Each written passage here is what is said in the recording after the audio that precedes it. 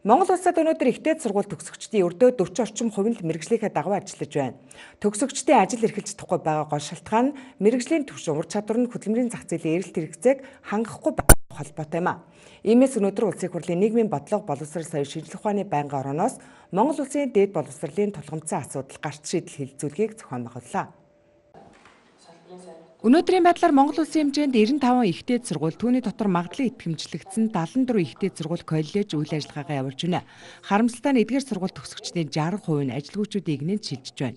Дэлхийн хурдцтай хөгжиж байгаа улс орнуудын туршлагаас харуул ихтэй сургуулийн өрсөлдөх чадварыг нь төгсгсөн оюутны тоогоор биш, төгссөн оюутны хэдэн хувь нь шууд ажлын байртаа болдог үзүүлэлтээр нь дүгндэг, өрсөлдөгдөг тогтолцоо нэгэнт бий болсон.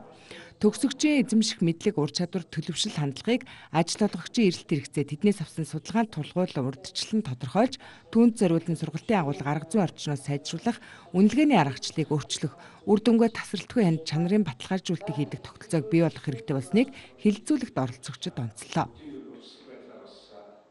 Монгол улсад байгаа энэ дээд боловсролын тогтолцоо яг хөдөлмөрийнхаа зах зээлийн эрэлт нийлүүлэлттэй харьцуулахад ийм том гаж тогтолцоо бий болсон байж. Тэгээд олон улсын байгууллагуудын судалгаагаар үзэхэд энэ Монголд байгаа ядуурлын хамгийн том шалтгаан бол энэ ихтэй сургуульд хүүхдүүдэд сурах гэж маш их хэмжээний зээл авдаг. Арилжааны банкудаас маш их хэмжээний зээл авдаг. Арилжааны банкуд дээр байгаа зээлийн авж байгаа хэмжээ нь жижиг дунд үйлдвэрийн эрхлэгч байгаа ажлын байр бий болгож байгаа хүмүүсээс авч байгаа зээлийн хэмжээнд хүрсэн байна гэж. Хүүхдүүдэд сургуульд оруулах гэж, дээд сургуульд төгсөх гэж эцэг ихэн цалингийн зээл авдаг. Өвөө эмээн тэтгэврийн зээл авдаг. Малчт нь өөрсдөө малчтынхаа тэтгэврийг, малчтынхаа зээлийг авч ингээ өөрсдөө бол зээлийн маш их дарамтанд орж ордог. Нөгөө талаас бол хүүхдүүд нь ажилгүйчүүдийг нэн шилждэг. Ийм л тогтолцоо Монгол улсад байна гэж.